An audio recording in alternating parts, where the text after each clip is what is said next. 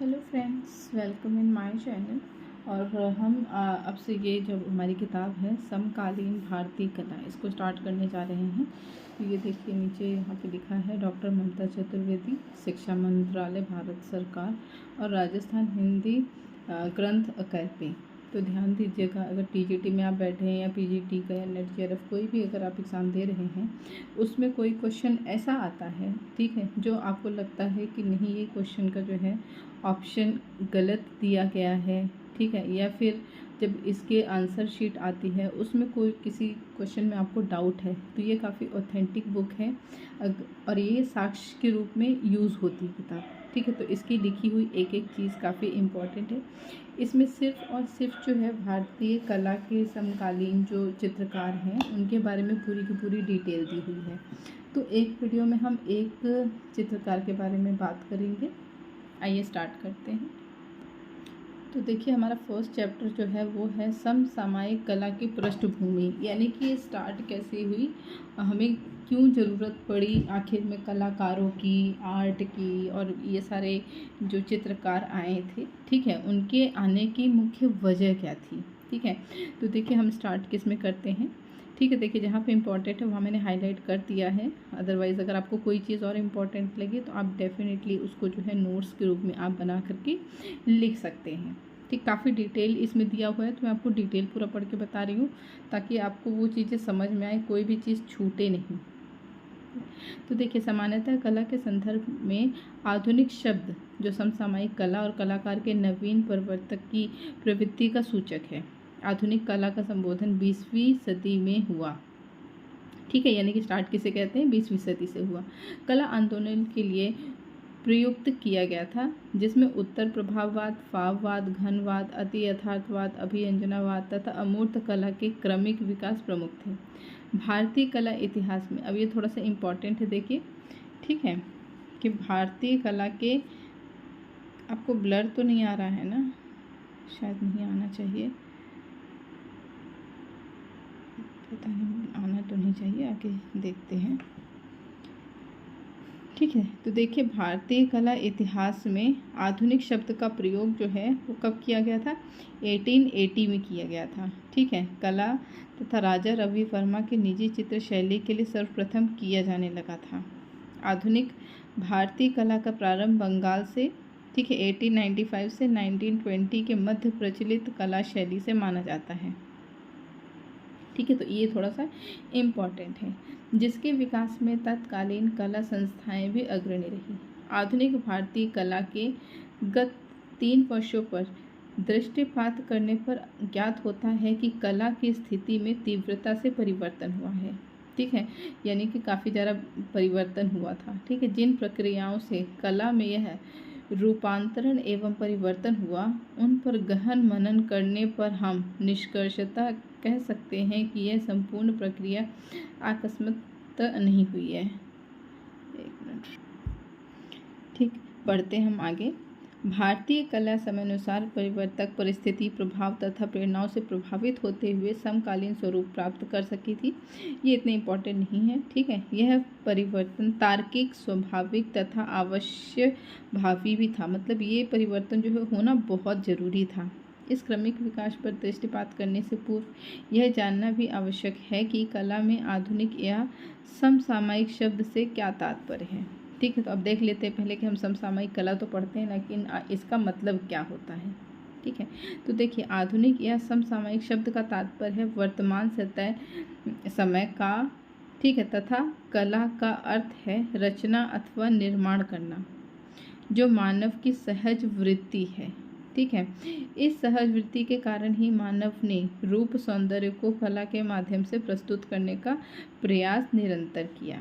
सृजन में उसे अद्भुत संतोष, रस तथा रंग की अनुभूति होती है। कला मानव की अनेक गतिविधियों में दृष्टिगत होती है, यह तथा चित्रकला, मूर्तिकला, स्थापत्य, संगीत, साहित्य, नाटक, नृत्य, केश विन्यास, क्रीड़ाएँ, हस्तलिपि, शिल्प आदि सारी की सारी कला है, ठीक है। यही कारण है कि कोई एक परिभाषा कला शब्द को पूर्णतः स्पष्ट नहीं कर पाती है, ठीक है। कलावेत्ता और सौंदर्य शास्त्री भी कला की एक ठीक है, निश्चयात्मक परिभाषा देने में असमर्थ रहे। वस्तुतः कला का तात्पर्य सृजन है अथवा नवजीवन का निर्माण है। क्या है इसका मतलब? नवजीवन का निर्माण। हाँ फ्रेंड्स, अब बल्कि अच्छे से दिख रहा होगा, पहले थोड़ा सा ब्लर आ रहा था। ठीक है, तो देखिए कला में प्रचलित विभिन्न शैलियों, ठीक है, तथा प्रवृत्तियों के संदर्भ में समसामयिक एवं आधुनिकता प्रायः समानार्थी शब्द रहे हैं। आधुनिकता, भौगोलिकता, ये सारी चीज़ें सिर्फ इसकी पृष्ठभूमि है, इतनी इंपॉर्टेंट नहीं, लेकिन आपको ये सब चीज़ें पता होनी चाहिए। ठीक है, इसलिए मैं सारी चीज़ें आपको पढ़ के सुना दे रही हूँ।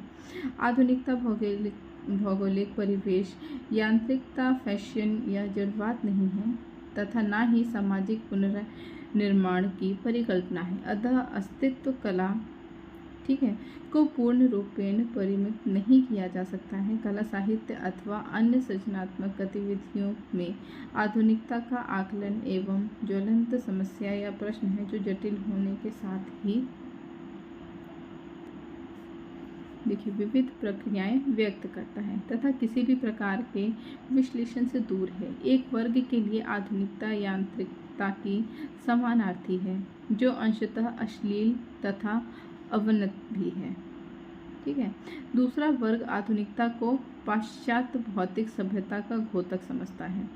ठीक है, अब देखिए ये थोड़ा सा इम्पोर्टेंट है कि नई पीढ़ी है वो आधुनिकता को सामाजिक संगठन का एक परिवर्तनवादी सिद्धांत मानती है। तो ये क्वेश्चन आपका आ सकता है। ठीक है, कि जो नई पीढ़ी है वो आधुनिकता को क्या समझती है। ठीक है, तो आपको पता होना चाहिए कि क्या होगा इसका, परिवर्तनवादी सिद्धांत मानती है उसको। ठीक है, क्या मानती है? परिवर्तनवादी सिद्धांत मानती है। ठीक है, आगे बढ़ते हैं। जिसमें पारस्परिकता को सहज रूप से त्यागने की भावना निहित है। आधुनिकता का प्रमुख तत्व सचेतनता है। मानव को इच्छित प्रयासों द्वारा एकांकित एवं तनाव से उत्पन्न द्वंद्व का नवीन प्रस्तुतिकरण ही आधुनिकता है, जो समयानुसार मानवीय गतिविधियों को, ठीक है, स्थिरता एवं विविध दिशाएं देता है। विभिन्न कलाओं के माध्यम से ही हम प्रस्तुतिकरण कलाकार द्वारा किया जाता है। ठीक, यहाँ तक आपको समझ में आ गया होगा। आगे बढ़ते हैं। ये सिर्फ पृष्ठभूमि एक तैयार कर रहे हैं। ठीक है, इसका इतना ज़्यादा इम्पोर्टेंट नहीं है, लेकिन फिर भी आप थोड़ा सा इसको देखे रहिए क्या चीज़ें हैं। ठीक है, आधुनिक कला का प्रारंभ किसी एक निश्चित तिथि से अंकित नहीं किया जा सकता। 19वीं सदी के मध्य का समय राजनीतिक, आर्थिक एवं सामाजिक दृष्टि से उथल पुथल से पूर्ण था। जनसाधारण का उत्थान तथा अभिज्ञात वर्ग का पतन, भौतिकवादी विकास, बड़े बाजारों का प्रारंभ तथा अन्य शक्तिशाली प्रभाव परंपराओं की छिन्न भिन्न करने के लिए सहायक थी। ठीक है, तो हमें इसकी ज़रूरत क्यों पड़ी थी? क्योंकि कई सारे देखो अभिजात का वर्ग का पतन हो रहा था। ठीक है, भौतिकवादी विकास भी हो रहा था, बड़े बाजार जो है वो हो रहे थे, इसलिए। अब देखिए, औद्योगिक प्रगति तथा तकनीकी विकास में भी संस्कृति को प्रभावित किया तथा विकास में योगदान दिया। व्यक्ति एवं समुदाय के मध्य नवीन संबंध विकसित हुए हैं। परिवर्तन के इस दौर में, ठीक है, अब ध्यान दीजिएगा, परिवर्तन के इस दौर में कलाकार भी अप्रभावित नहीं रहा है। कला संरक्षण के अभाव में वह स्वयं प्रयासों पर निर्भर होने लगा तथा स्वतंत्रता से जन्म अभिव्यक्ति को महत्व मिला। कलाकार के समक्ष अभिव्यंजना का पूर्ण क्षितिज खुल गया तथा आधुनिक कला ने एक महत्वपूर्ण कला आंदोलन का रूप ले लिया। ठीक है, अब देखिए आगे क्या बोल रहा है कि वर्तमान समय में प्रचलित कला ही आधुनिक कला है, यानी कि जो अभी कला चल रही है वही क्या है, आधुनिक कला है। समय, काल तथा परिस्थिति के आधार पर प्रत्येक युग की कला अपने समय की आधुनिक कला के रूप में जानी जाती है। प्राचीन भारतीय कला अध्यात्म, दर्शन व धर्म की पृष्ठभूमि में स्वाभाविक अनुकृति की अभिव्यक्ति मानी जाती है, जिसके सृजन व, ठीक है, अभिव्यक्तिकरण का अपना निश्चित विधान, सिद्धांत एवं परंपरा मिलती है। इस सृजन में विषय की प्रधानता का क्रम 18वीं शताब्दी तक निरंतर चलता रहा, जिसमें कलाकार को स्वतंत्र अभिव्यक्ति तथा कार्य करने की स्वतंत्रता नहीं थी। ठीक है, इसके विपरीत वर्तमान में प्रचलित कला विधा आधुनिक मानी गई, जिसमें प्राचीन कला के सिद्धांत तथा परंपरा को जकड़ के विपरीत स्वतंत्रता एवं नवीनता की लालसा है। ठीक है ना। तो ये थोड़ा सा अंतर है, ठीक है, प्राचीन और आधुनिक कला में।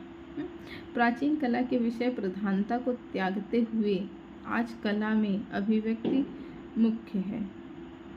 विविध पद्धतियों में, ठीक, शैलीगत प्रयोग किए जाते हैं। फलस्वरूप प्राचीन कला की सैद्धांतिक परंपरा की एक रूपता का स्थान कला में नित्य नवीनता एवं आकर्षण के लिए प्रयोगवाद ने ले लिया है। यही कारण है कि आज कला का स्वरूप व्यक्तिवादी हो गया है। वस्तुतः आधुनिक भारतीय कला का वह विधा है जिसमें प्राचीन परंपरा का विरोध तथा नवीनता का आग्रह एवं आकर्षण पाया है। ठीक है, तो ये सारी पृष्ठभूमि है, थोड़ा सा और है, ठीक है, उसको भी हम पढ़ लेते हैं कि क्या है।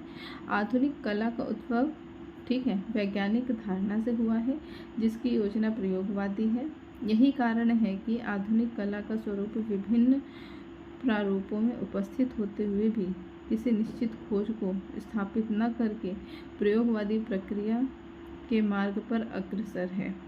आज का कलाकार परिस्थितियों का विश्लेषक है जो भौतिक अंतद्वंद तथा वर्तमान परिस्थितियों के सहमत न होने के कारण कला में क्रांति लाना चाहता है। जीवन के विभिन्न सत्यों को नवीन माध्यमों तथा दृष्टिकोणों से निरीक्षण कर साकार करने की जिजीविषा कलाकार के दृष्टिगत होने लगती है।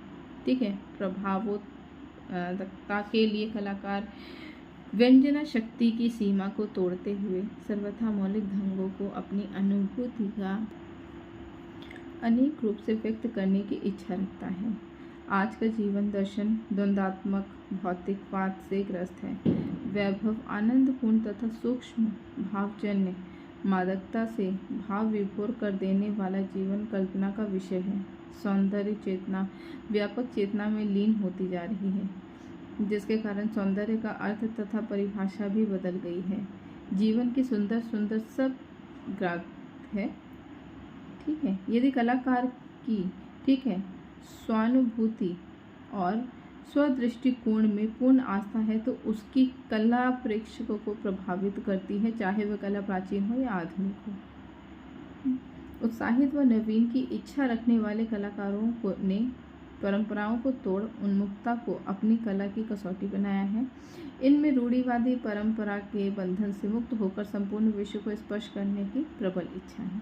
ठीक है, आप इसको जो है सुन भी सकते हैं, जरूरी नहीं कि आप इसकी वीडियो देखें, क्योंकि इसमें सिर्फ एक पृष्ठभूमि है। ठीक है, आपको पढ़ के इसलिए सुना रही हूँ कि आपको पता होनी चाहिए कि ये क्या चीज़ें हैं। ठीक है, तो आप अपना कुछ भी काम करते करते भी आराम से इसको जो है वीडियो ऑडियो की तरह सुनिए। वीडियो की तरह जरूरी नहीं कि आप इसको देखिए। जहाँ इंपॉर्टेंट होगा वो मैं खुद आपको बता दूंगी कि हाँ ये चीज़ें जो है ये इम्पॉर्टेंट है।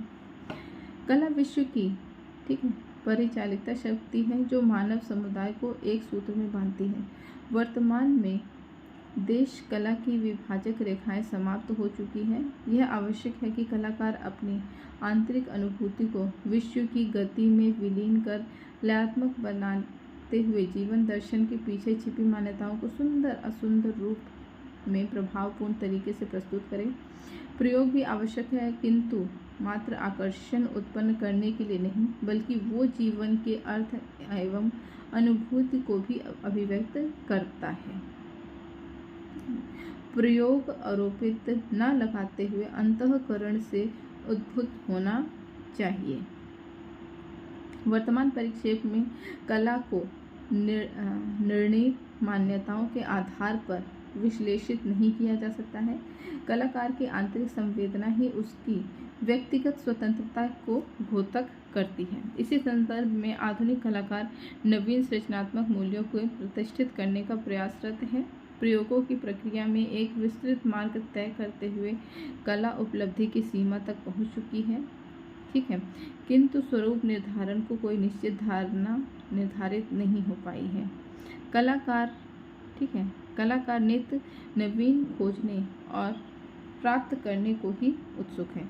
वस्तुतः कला को नवीन धरातल पर प्रतिष्ठान करना एवं एक समयोचित आवश्यकता है जो विकास का संकेत देती है। नवीन तकनीकों तथा दृष्टिकोणों से कला में क्रांति आई और अब कलाकार की अनुभूति को सीमा में नहीं बांधा जा सकता है।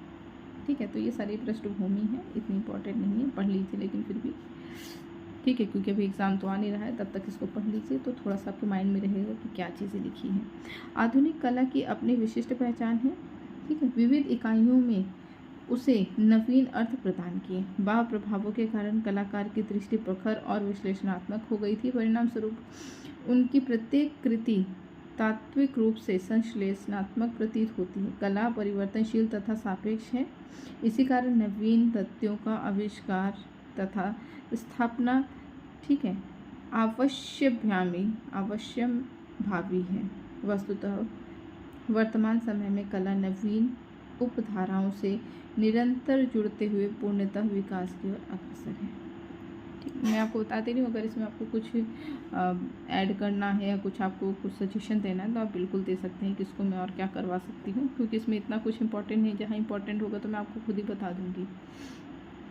ठीक है, उद्भव एवं विकास के बारे में देख सकते हैं। किसी भी देश की संस्कृति एवं सभ्यता का, ठीक है, मूल्यांकन कला के माध्यम से किया जा सकता है। कला सौंदर्य का सृजन करती है। सौंदर्य के प्रतिमान देश काल एवं परिस्थिति के अनुसार परिवर्तित होते रहते हैं। यही कारण है कि कला का स्वरूप भी देश काल तथा, ठीक है, परिस्थिति के अनुरूप समय समय पर परिवर्तित होता है।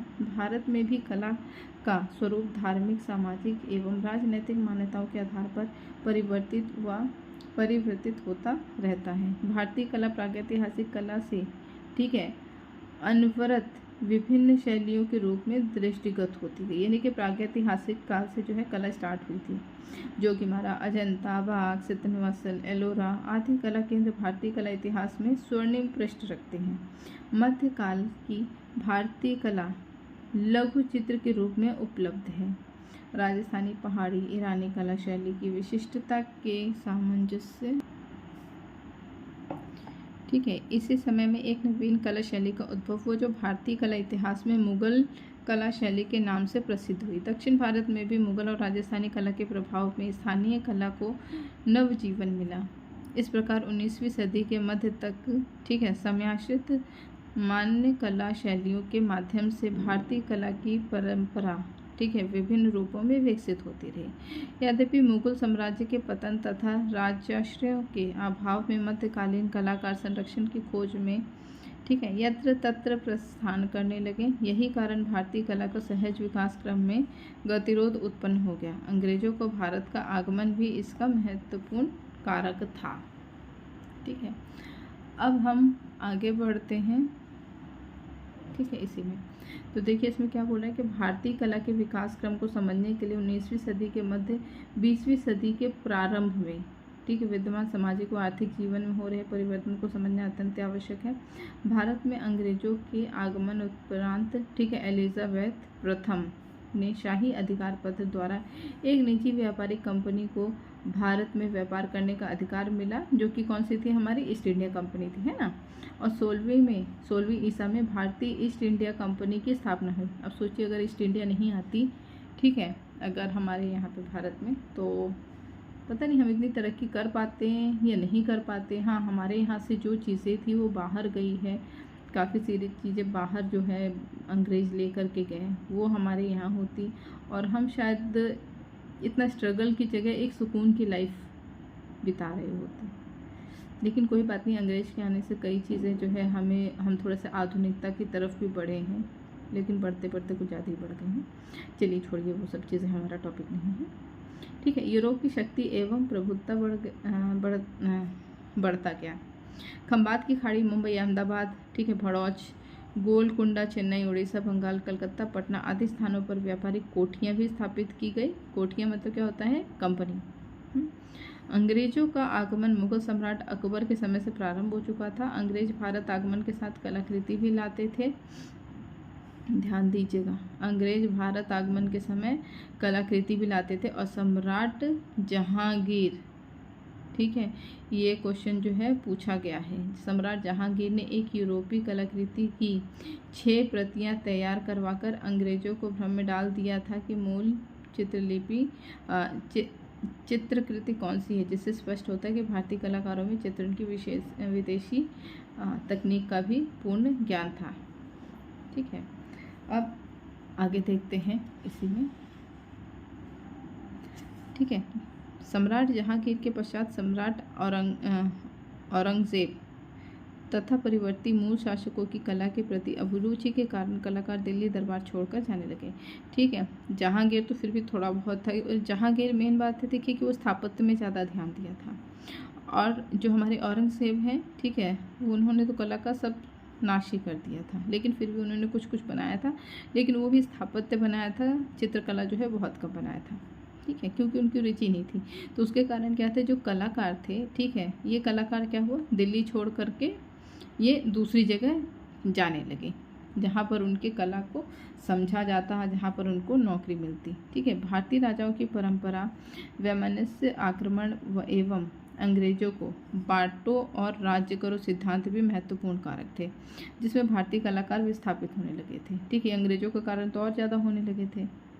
नादिर शाह तथा अहमद शाह के आक्रमणों से मुगल साम्राज्य का पतन हो गया और इंग्लैंड, पुर्तगाल, डच देशों के व्यापारिक प्रतिष्ठान भारत का कच्चा माल आयात करने और औद्योगिक वस्तुएं भारतीय बाजार से विक्रय करने में प्रतिस्पर्धा करने लगे। इसमें ईस्ट इंडिया कंपनी आगे रही। कंपनी अधिकारियों के असीम धन प्राप्त करने तथा सुरक्षा टुकड़ियों के साथ होने के कारण शासक होने की लालसा प्रबल होने लगी, और 1857 में कंपनी ने शासक के स्थान पर इंग्लैंड की सीधी शासन व्यवस्था स्थापित कर दी। ये पूरा हिस्ट्री का है। ठीक है, इस समय इंग्लैंड के चित्रकार थॉमस डैनियल तथा टिली कैटल ने भारतीय कलाकार को प्रभावित किया। कंपनी शैली के अधिकारी एवं कर्मचारी भी स्वयं को भारतीय सभ्यता एवं संस्कृति से दूर नहीं रख पाए। भारतीय सभ्यता व संस्कृति से प्रभावित होकर पशु पक्षी, त्योहार, दैनिक जीवन व सामाजिक जीवन से संबंधित, ठीक है, चित्रण करवाकर व्यापारिक स्तर पर यूरोप भेजने लगे। इस प्रकार यूरोपीय कला तत्वों तथा भारतीय विषयों का आधार बनाकर कला को विकसित किया जाने लगा। परिणाम स्वरूप ईस्ट इंडिया कंपनी, अंग्रेज सत्ता तथा भारतीय व विदेशी कलाकारों के सहयोग से कला की एक नवीन शैली विकसित हुई, जिसे कंपनी शैली का नाम दिया गया।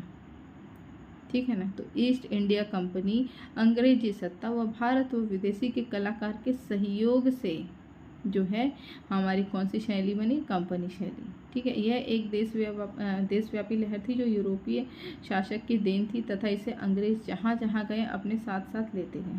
18वीं 19वीं शताब्दी तक यह शैली अबाध गति से विकसित होती रही। इसी समय राजा रवि वर्मा एक ऐसे प्रथम भारतीय चित्रकार थे जिन्होंने यूरोप तकनीक से भारतीय विषयों का चित्रण किया। तो ध्यान दीजिएगा, क्वेश्चन आ जाता है, यूरोपीय तकनीक से भारतीय विषयों में सबसे पहले किसने चित्रण किया, तो क्या नाम आएगा उनका, राजा रवि वर्मा प्रथम चित्रकार थे। ठीक है, अब देखिए, अंग्रेजी शिक्षा प्राप्त राजा रवि वर्मा ने कला का सूत्रपात तो किया, किंतु अतीतकालीन भारतीय कला आदर्शों की गौरवशालिनी परंपरा से अनभिज्ञ रहते हुए उन्होंने विदेशी कला के, ठीक है, अंधानुकरण के साथ विदेशी कल्पनात्मक प्रणालियों को भी ठुकराया।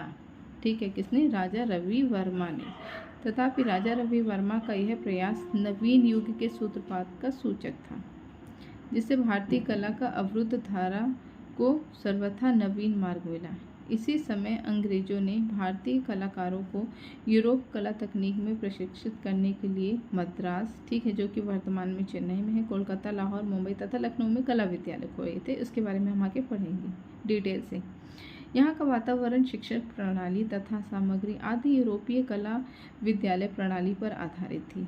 विदेशी शासक की चकाचौंध व यूरोपीय चित्रों की नकल ने उच्च वर्ग को आकृष्ट किया, जिससे भारतीय अपनी कला निधि को उपेक्षित करने लगे। फोटोग्राफी तकनीक व छापे खाने के आविष्कार से परिचित होने के कारण भारतीय कला के अस्तित्व को एक और आघात पहुंचा।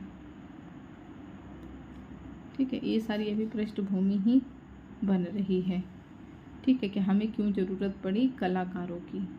ठीक है ना, अब आगे देखिए क्या लिखा है। इस अस्मिता से संकट के दौर में कुछ कलाकार तथा कला समीक्षकों ने अपने तरीके से नवीन कला आंदोलनों को एक दिशा देने तथा पारंपरिक मूल्यों के प्रति विश्वास जगाने का प्रयास किया। आचार्य अविंद्रनाथ टैगोर ने इस नवयुग के अर्थ को सर्वप्रथम समझा तथा भारतीय कला को विदेशी जकड़ के मुक्त कर जनजीवन देने का प्रयास किया। अब ये थोड़ा सा इम्पोर्टेंट है कि समसामयिक कला आंदोलन का प्रथम चरण यहीं से प्राप्त होता है, जो बंगाल स्कूल के नाम से देशव्यापी स्तर पर विख्यात हुआ। ठीक है, तो ये क्वेश्चन बन सकता है, इससे आप थोड़ा सा इसको हाईलाइट कर लीजिए, या फिर अगर आप लिख रहे हैं तो प्लीज़ आप इसको लिख लीजिए नोट्स के तौर पे। देखिए, समसामयिक कला की यह आधार भूमि रही है कि जो परंपरागत भारतीय कला के राष्ट्रव्यापी आंदोलन था। इस आंदोलन की पृष्ठभूमि में तत्कालीन साहित्यकारों, विचारकों, शिक्षाविदों, समाज सुधारकों तथा राष्ट्रीय आंदोलन को भी महत्वपूर्ण भूमिका रही। 1857 में स्वतंत्रता संग्राम के साथ ही भारतीय संस्कृति के प्रति पुनः लगाव हुआ तथा सामाजिक व्यवस्था में तीव्र परिवर्तन आने लगा। बंगाल के राजा राम मोहन राय ने, जिन्होंने ब्रह्म समाज की स्थापना की थी तथा उपनिषद अनुसार मूर्ति पूजन का विरोध किया था। ठीक है, इम्पोर्टेंट है। फलस्वरूप शिक्षा, साहित्य व समाज में जागृति आई। राष्ट्रीय चेतना के लिए तत्वबोधिनी पत्रिका प्रारंभ की। ठीक है, तो ये इम्पोर्टेंट है थोड़ा सा, दोनों चीज़ ये आप लिख लीजिएगा। इतिहास एवं पुरातत्व विषय के नवीन शोध एवं वैज्ञानिक अध्ययनों के महत्व मिला। ठीक है, मैक्स मुलर, ठीक है, विलियम जोन्स, ठीक है, आदि विद्वानों ने प्राचीन भारतीय साहित्य को महत्व को समझते हुए अपनी भाषा में अनुवादित किया। ठीक है, कनिंघम ने भारतीय इतिहास एवं पुरातत्व के लिए अविस्मरणीय खोज एवं कार्य किए। ठीक है ना, यहाँ तक आपको समझ में आ गया होगा। चलिए आगे हम पढ़ते हैं। 1890 में अजंता की विख्यात गुफाओं की खोज हुई तथा शोधपूर्ण लेख लिखे गए। ठीक है, फर्ग्यूसन, ठीक है, इनका ये लिखा है, टाइमिंग लिखा हुआ है। ठीक है, आर्किटेक्चरल हिस्टोरियन जेम्स फर्ग्यूसन, इसका पूरा नाम है, जो भी है, 1808 से 1886 तक थे ये, का भारतीय वास्तुशिल्प में महत्वपूर्ण योगदान रहा। इसी समय ईश्वर चंद्र विद्यासागर, ठीक है, माइकल मधुसूदन दत्ता, बंकिम चंद्र चटर्जी आदि ने साहित्य द्वारा बंगाल की चेतना अभियान प्रारंभ किया। अब देखिए 1875 में राजेंद्र लाल मिश्रा की एक पुस्तक आई थी। ठीक है, जिसका नाम था the antiquities of Orissa, antiquities of Orissa का प्रकाशन हुआ। ठीक, 1875 में। अब 1876 की बात नहीं कर लें तो इसमें क्या हुआ, सुरेंद्र नाथ बनर्जी और आनंद मोहन बोस नामक राजनयिकों ने, ठीक है, इंडियन एसोसिएशन की स्थापना की तथा 1996 में ब्रिटिश कलाकार जॉन्स क्रिफ्ट, ठीक है, की पुस्तक painting in Buddhist cave temples of Ajanta भी प्रकाशन हुआ। तो इनके जो बुक्स वगैरह हैं ना, ठीक है, इसमें आप थोड़ा सा हाईलाइट कर लीजिए। ठीक है, कि देखिए 1875 में जो राजेंद्र लाल मिश्र है, ठीक है, उनकी पुस्तक कौन सी है, और उसके बाद 87 में किसकी पुस्तक आई थी, ठीक है ना, और उसके बाद ग्राफिक्स की जो पुस्तक थी paintings in Buddha cave temples of Ajanta, ठीक है, प्रकाशन हुआ। उसके बाद एक और बुक आई है 1910 में, ठीक है, फर्ग्यूसन ने पुस्तक the history of Indian and eastern, ठीक है, आर्किटेक्चर भी प्रकाशित हुई। ठीक है ना। अब देखिए यही वह समय था जब स्वामी विवेकानंद, सरस्वती, महात्मा गांधी, पंडित जवाहरलाल नेहरू, नेताजी सुभाष चंद्र बोस आदि ने भी तत्कालीन समाज को प्रभावित किया। इसी समय कला के क्षेत्र में आचार्य अविनाश टैगोर का अभ्युदय हुआ। उन्होंने पाश्चात्य एवं, ठीक है, पौवर्त्य कलाकार के रूप, ठीक है, अंतर विरोध के मध्य भारतीय कला का नेतृत्व किया। कला के युगीन धरातल को, ठीक है, मापते हुए एक ऐसा मध्य वर्ग अपनाया जो यूरोपियन प्रभावों से, संस्पर्शों से प्राचीन भारतीय कला की गहराई में समाकर उसकी नींव सुदृढ़ की। टैगोर परिवार भारत की प्राचीन संस्कृत परंपराओं के पोषक होकर के भी आधुनिक था। इसी कारण अविनाश ने यूरोपीय कला को विभिन्न प्रवृत्तियों का अध्ययन कर कला की एक ऐसी समग्रता का विकास किया है जो प्राचीनता एवं आधुनिकता के मध्य की एक महत्वपूर्ण कड़ी थी। इसी बीच 1896 ईसा में हैवेल ने मद्रास कला विद्यालय कोलकाता, जहां पर कला विद्यालय के प्राचार्य पद पर ग्रहण किए। ध्यान दीजिएगा डेट 1896, ठीक है, जब ईवी हैवेल जो है मद्रास कला विद्यालय के क्या हुए, प्रिंसिपल हुए, है ना, जिनसे अविंदनाथ के विचारधाराओं को सबल मिला। ठीक है, हैवेल ने भारतीय कला की विशेषताओं की ओर कला प्रेमियों का ध्यान आकृष्ट किया। ठीक है, गुप्त कला, अजंता व एलोरा के अपूर्व वैभव, मुगल राजपूत चित्रशैली तथा चोल मूर्ति कला का सूक्ष्मताओं का पहचान कर हैवेल ने भारतीय कला के मौलिक तथ्यों को उजागर किया। अब देखिए, अविंदनाथ व गंगेंद्रनाथ टैगोर ने, ठीक है, इन दोनों ने क्या किया था, कोलकाता में 1907 जब राजा रवि वर्मा जो है वो उनका देहांत हो चुका था, ठीक है, ने सर जॉन वुडराफ की सहायता से Indian society of oriental art की स्थापना की गई, जिसमें 30 सदस्य थे, जिसमें से 5 मात्र भारतीय हैं। ये आप लोग हाईलाइट कर लीजिएगा और ये आप याद कर लीजिएगा, क्वेश्चन ये पूछा जाता है। ठीक, अब देखिए, कला प्रशिक्षण एवं संरक्षण का समस्त उत्तरदायित्व तो इस संस्था का था। ऐसे समय में जब भारतीय कला का अस्तित्व समाप्त होने लगा था, तब उसके अध्ययन एवं मूल्यांकन का कार्य भी प्रारंभ हुआ, जिसमें भारतीय कला की समग्र एवं स्पष्ट तस्वीर सामने आई। इस प्रथम पीढ़ी के विद्वानों में पारसी ब्राउन, डॉक्टर A.K. स्वामी, रविन्द्रनाथ टैगोर, ईवी हैवेल, ठीक है, हेनरिक जिमर आदि थे। डॉक्टर कुमार स्वामी ने विलुप्त होती हुई भारतीय कला परंपरा को नई सजीवता से आगे बढ़ाया तथा भारतीय कला वैभव के सौंदर्य का उद्घाटन किया।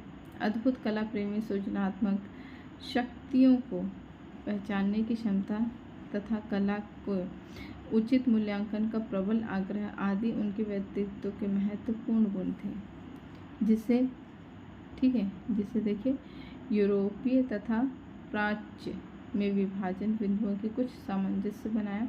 अविंदनाथ की कला में स्वतंत्रता का उद्घोष या क्रांति के बीज तो नहीं बोए, यद्यपि पश्चिम, ठीक है, पश्चिम अंधानुकरण का विरोध अवश्य किया। उन्होंने देश की कलात्मक गतिविधियों की नवीन चेतना भर दी। उनके शिष्य देश के विभिन्न भागों में कला प्रचार करने लगे। नंदलाल बोस शांति निकेतन में, असित कुमार हलदर, शितेंद्रनाथ मजुमदार लखनऊ व लाहौर में, के वेंकटेप्पा मैसूर में, शैलेंद्र नाथ डे जयपुर में, शारदा चरण वकील दिल्ली में, DP राय चौधरी मद्रास में, ठीक है, नागहट श्रीलंका में क्या हुआ था कि नवीन कला धारणा के प्रचार में लग गए थे। अब देखिए, ये थोड़ा सा इम्पोर्टेंट है कि 1919 में इंडियन सोसाइटी ऑफ ओरिएंटल का पुनः, ठीक है, पुनर्गठन हुआ, यानी कि दोबारा उसका गठन हुआ। कब? 1909 में। और पहले कब हुआ था? 1907 में हुआ था, है ना, स्थापना हुई थी। उसके बाद इसमें क्या किया गया, इनका पुनर्गठन किया गया। तो देखिए, बंगाल स्कूल की उक्त परंपरा के पश्चात कला विकास का द्वितीय चरण प्रारंभ हुआ। ठीक है, अब ये इम्पॉर्टेंट है, ये कभी कभी पूछ लेते हैं कि 1905 से 1920 तक बंगाल शैली का चरमोत्कर्ष पर रही थी, यानी कि चरमोत्कर्ष का जो पीरियड था उसका कौन सा था? 1905 से 1920 तक। ठीक है, तो देखिए 1920 के लगभग इस राष्ट्रव्यापी कला आंदोलन में एक नवीन मोड़ आया। भारतीय कला के प्राचीन रूपों के अनुकूल, ठीक है, समसामयिक शैली का सृजन कठिन था।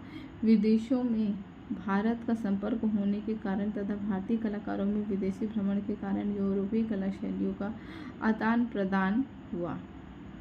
ठीक, अब 1914 में Indian society of oriental art के, ठीक है, तत्वाधान में टैगोर परिवार के कलाकारों को लंदन व पेरिस में चित्र प्रदर्शनी आयोजित की गई। रविन्द्रनाथ टैगोर तथा गगनेन्द्रनाथ टैगोर की कला शैली पर इसका अलग प्रभाव पड़ा। गगनेन्द्रनाथ ने घनवादी शैली से प्रेरणा ली। ध्यान दीजिएगा, गगनेन्द्रनाथ जो है वो घनवादी शैली के कलाकार थे। ठीक है, 1925 में लगभग यामिनी राय ने बंगाल की लोक कला का आधार पर नई शैली विकसित की। ये क्वेश्चन आता है कभी कभी कि यामिनी राय जो है उन्होंने किस आधार से शैली अपनी विकसित की थी, तो किस पे, लोक कला के आधार पर। ठीक, 1933 में लगभग जॉर्ज कीट ने श्रीलंका के नवीन प्रयोग किए। इस कलाधारा में अब तक चली आ रही टैगोर शैली, ठीक है, असामयिक होने लगी। अब देखिए 1935 में अमृता शेरगिल ने भारत आकर चित्र प्रदर्शनी की, जिसमें समसामयिक कला को अधिक संबल मिला। इस सब प्रयोगों से भारतीय कला नवीन मार्ग पर चली। नवीन अनुभूतियों के आधार पर अपनी संस्कृति तथा शास्त्रीय संविधान के अनुसार कलाकार स्वरुचि के अनुरूप सृजन करने लगे। अब आगे देखते हैं हम इसी में। ठीक है, तो क्या बोल रहे हैं इसमें कि आधुनिक कला के विकास में तृतीय चरण, ठीक है, तृतीय चरण कब से स्टार्ट होता है आधुनिक कला का?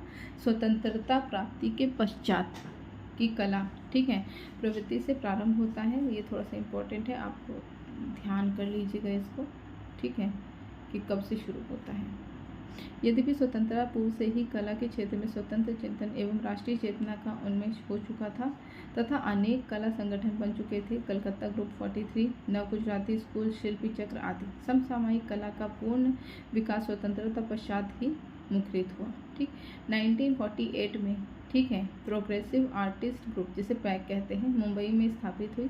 इस समय कोलकाता, बम्बई, दिल्ली तीनों केंद्र सक्रिय थे। यामिनी राय, ठीक है, शैवाक्य चावड़ा, के.एस. कुलकर्णी, के हैबर, शैलोज मुखर्जी, बेंद्रे, हुसैन, रजा, सूजा, गायतोंडे, प्रदोष दासगुप्ता, गोपाल घोष, निरोध मुजुमदार, रथिन मिश्र, परितोष सेन आदि ने कला संभावनाओं को आगे बढ़ाया।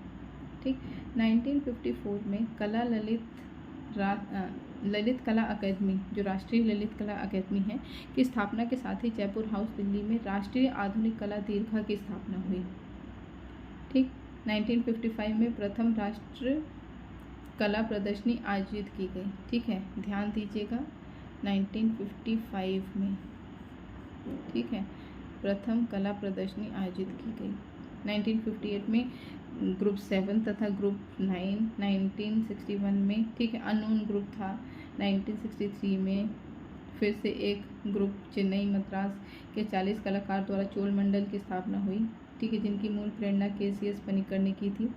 1950 में, ठीक है, एम.एस. विद्यालय बड़ौदा ललित कला संकाय की स्थापना के पश्चात कला शिक्षा की धारणा में बुनियादी परिवर्तन आया, है ना। इस समय कला में विविध शैलियाँ प्रचलित होने लगी, प्रभाववादी, घनवादी, अभिव्यंजनावादी, यथार्थवादी, ठीक है, अति यथार्थवादी प्रवृत्ति के साथ लोक कला, ठीक है, मिथल चेतना, लघु चित्रण, ठीक है, तांत्रिक प्रवृत्ति आदि से कलाकार प्रभावित हुए। इसके पश्चात 1980 के दशक से आधुनिक भारतीय कला परिदृश्य तीव्रता से परिवर्तित होने लगा। 1980 का दशक कला की दृष्टि से क्रांतिकारी परिवर्तन का दौर था। यही से आधुनिक भारतीय कला का चतुर्थ चरण प्रारंभ होता है। कब? 1980 से। इस उत्तर आधुनिक युग में, ठीक है, नई अंतर्दृष्टि, अभिव्यक्ति तथा शैली विकसित हुई।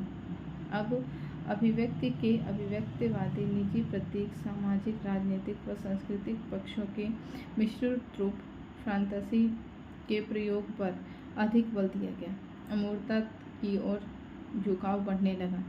इस समय की आविष्कार परक दृष्टि, नए रूपाकारों की खोज, तकनीकी के विविध प्रयोगों तथा माध्यमों के विविधता निरंतर विकास की ओर अग्रसर होने लगी तथा आज तक भी एक निश्चित स्थान पर नहीं रुकी है।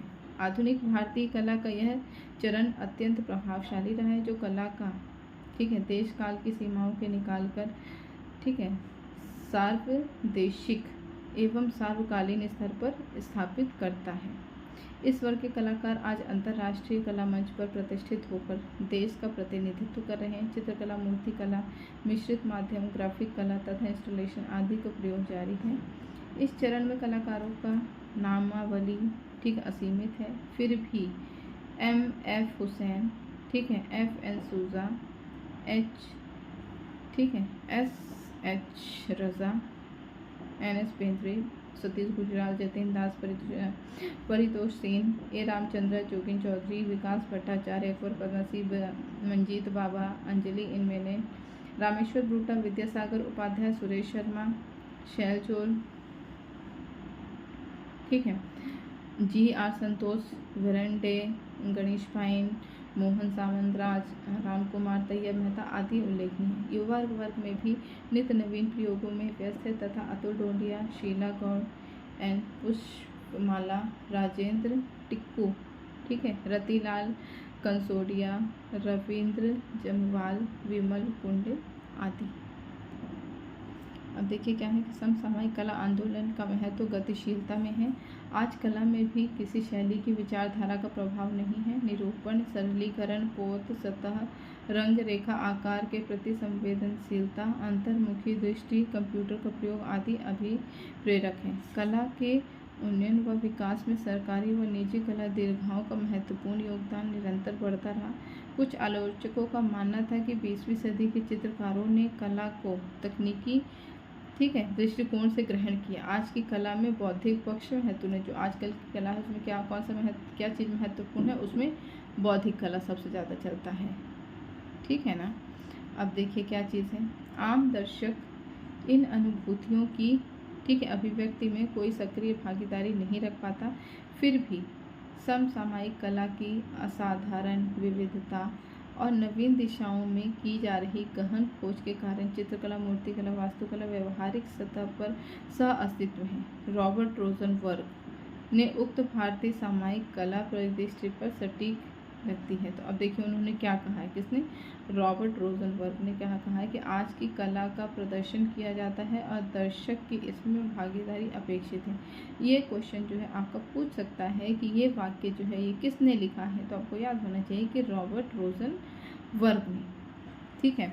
तो अब देखिए इसको हम थोड़ा सा एक ट्रिक से, जो हमारे पास इंपॉर्टेंट है ना उसको हम ट्रिक से साथ में याद करते जाते हैं, तो हमें क्या है कि थोड़ा सा याद रहेगा ठीक है।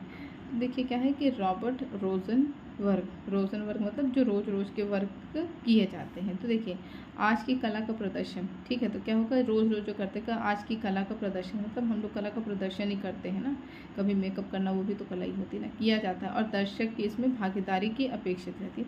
और दर्शक जो होता है, जो देखने वाला होता है ना, वो भी उसमें भागीदारी, क्योंकि वो भी उसकी तारीफ़ करता है। जो हम रोज़ के काम करते हैं ठीक है, वो एक तरह से प्रदर्शन ही है ठीक है, जिसमें बाकी लोगों की भी भागीदारी होती है, क्योंकि घर वाले भी बोलते हैं कि काम करो यार, रोज़ के क्या कर रखे, रोज़ के काम कर रहे हो ठीक है। इस तरह से आप थोड़ा सा उसको रिलेट करके याद कर लीजिए। अब देखिए एक्शन पेंटिंग के दर्शकों का ध्यान कलाकार से सृजित किया तथा आकर्षण रहता है। इस सक्रिय कला के साथ कलाकार अभिनेता के रूप में भी उपस्थित होते हैं ठीक है। हैपनिक्स में तो चित्रकार तथा मूर्तिकार मंच सामग्री का निर्माण करते हैं, दृश्य का संयोजन करते हैं तथा प्रदर्शन प्रस्तुत करते हैं। वस्तुतः आज का भारतीय कलाकार एक प्रदर्शन करता है तथा आज कला का अवधारणा भी लचीला बन गई है।